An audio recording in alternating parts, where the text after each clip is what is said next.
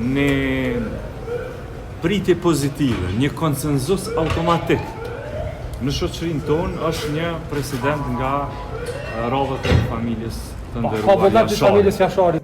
Ne nuk ndërhyjmë në proces dhe nuk paragjykojmë asnjë vendim gjyqësor, por kemi detyrimin moral dhe historik të themi qartë se drejtësia duhet të jetë drejtësi e plot, pa shkelje të standardeve ndërkombëtare ligjore, pa shkelje të drejtave të njeriut dhe jo drejtësi e pjesshme. Kështu që kësaj radhe, unë nuk po foli me emrat partive politike. Në këtë frymë diskutuam sot për thellimin e mëtejmë të bashkëpunimit politik dhe ekonomik mes Kosovës dhe Shqipërisë, për koordinim të plot në politikën e jashtme dhe për forcimin e ndërtimit kapaciteteve tona të brendshme diplomatike. Kosova është e përkushtuar për zbatimin e të gjitha marrëveshjeve të cilat ne i kemi nënshkruar gjatë viteve me Republikën e Shqipërisë, e ato janë mbi 140. Marrëdhënia mes Shqipërisë dhe Kosovës nuk është një kapitull i zakonshëm i diplomacisë, ju thatë, është vimësi e një rrugtimi të përbashkët, të skalitur në sakrificë, në qëndres dhe në vendosmëri historike për përparim kombëtar. Kosova është prioritet absolut i politikës të jashtme të Shqipërisë, por e lidhur shumë ngushtisht me gjitha zhvillimet e brendshme. Në Shqipëri dhe në kohë diplomatike është orientim strategjik i qëndrueshëm shtetëror. Forcimi i subjektivitetit ndërkombëtar të Kosovës është interes kombëtar i drejt për drejt i Shqipërisë, përveç se është dëshirë a jon e zemrës. Çdo njohje e re, çdo antarësim i ri, çdo hap drejt konsolidimit ndërkombëtar të Kosovës është investim në sigurinë, në dinjitetin, në stabilitetin e të gjithë hapësirës tonë shqiptare, por edhe të rajonit. Shqipëria do të intensifikojë angazhimin diplomatik për zgjerimin e njohjeve në koordinim të vazhdueshëm së bashku krah për krah, por dhe për përparimin e Kosovës në organizatat ndërkombëtare. Shembulli i bashkëpunimit tonë për antarësimin në Këshillin e Evropës është një dëshmi e qartë se si mund të punojmë së bashku dhe me efikasitet. Dhe ai antarësim, siç e thamë në takim, duhet jo se po lypet prej nesh, por sepse meritohet nga shteti i Kosovës. Sa i përket dialogut me Serbinë, qëndrimi ynë është i qartë e i palëkundur. Dialogu mbetet rruga për një zgjidhje të qëndrueshme dhe për stabilitet afatgjat në rajon. Por stabiliteti nuk ndërtohet mbi mohimin e realitetit. Realitet është se Kosova është shteti pavarur dhe sovran.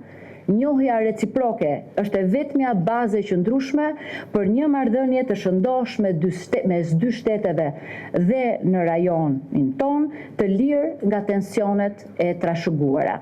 Serbia duhet pajtohet me këtë realitet, jo si akt presioni, por si hap i domosdoshëm për normalizim të vërtet.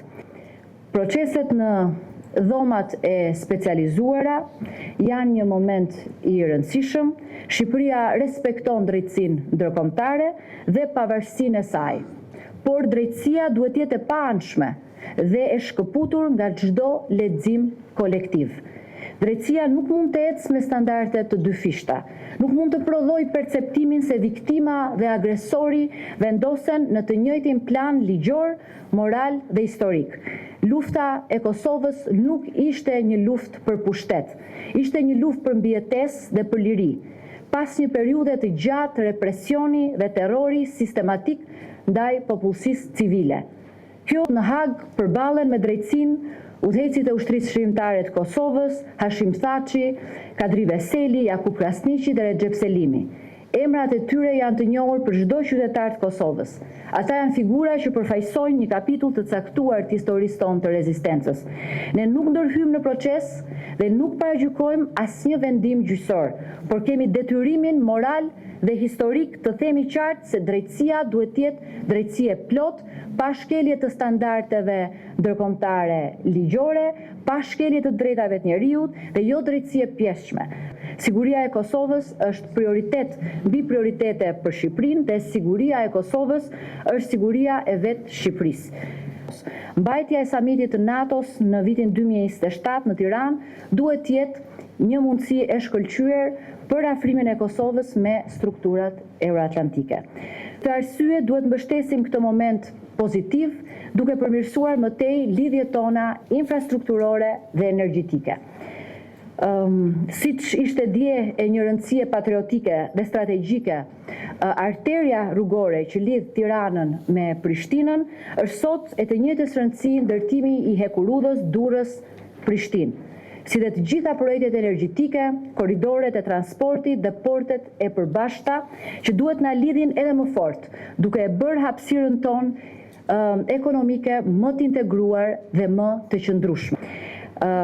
Diskutuam po ashtu forcimin e koordinimin mes ministrive tona të jashtme, jo vetëm në nivel politik, por edhe në nivelin e strukturave dhe përfaqësive diplomatike, në përfaqësimin e çështjeve me interes të Kosovës në organizata ndërkombëtare, partnerëve tjerë, koordinimin Shqipëri-Kosovë në nivel sistematik të qëndrueshëm dhe të harmonizuar për të siguruar qartësinë, impaktin dhe rezultatin e duhur, edhe për diasporën tonë, ku kemi disa projekte të mira që do t'i zhvillojmë në vazhdim për koordinimin sa i takon çështjeve të Mërgatës. Sa i përket presidentit, ju e dini dhe e keni të qartë si gazetar që kushtetuta jonë qëllimisht e ka bërë një dallim të rëndësishëm mes mënyrës së zgjedhjes presidentit edhe qeverisë. Qeveria zgjedhet me një mazhorancë e cila është e thjeshtë në Kuvendin e Republikës Kosovës, mjaftojnë 61 deputet për ta zgjedhur një qeveri, por të presidenti, të institucioni presidentit dallon kjo. Dhe kjo në kushtetutën tonë, prej atyre që e kanë konceptuar në fillim, edhe që kanë marrë pjesë në përpilimin e saj, me siguri, ideja bazike ka qenë që një mazhorancë e thjeshtë mos me pas garancinë që vetë me zgjedh presidentin. Mos me mujt me zgjedh vetë, po me qenë kjo një farloj i bashkëpunimit, edhe me forca tjera politike, për me mujt me ardhë deri te një numër i nevojshëm për zgjedhjen e presidentit.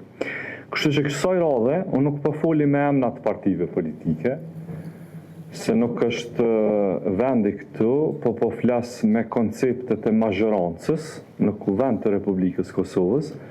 Ajo mazhorancë që është prej 66 numrave në Kuvendin e Republikës Kosovës, ne jemi bind që nuk ka mundësi përmes një emri që propozohet, një emri një anshëm, ta marrim edhe votën e garantume të opozitës, për mi botë edhe të vota.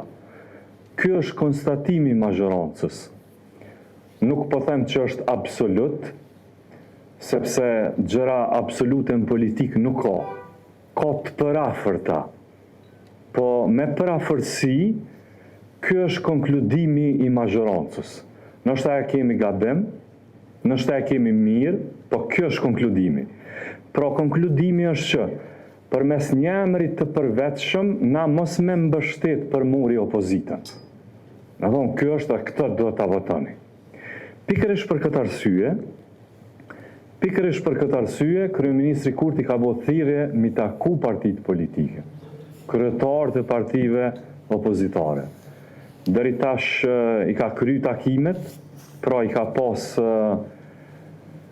par dje edhe dje, takimet Hamza dhe me zotin Abdi Xhiku, dhe unë mendoj që kjo është lajmi mirë për Kosovën, është një pjekuri e re, edhe vetë skenës politike dhe institucioneve tona, sepse është një përpjekje e mirë, e sinqert, që së bashku të mund të mas pari të ulemi dhe të kuptojmë njëri tjetrin çka po synojmë. Ma sakt, sepse keq kuptimet më të mëdha po lindin kur nuk po merremi vesh bashkë mirë.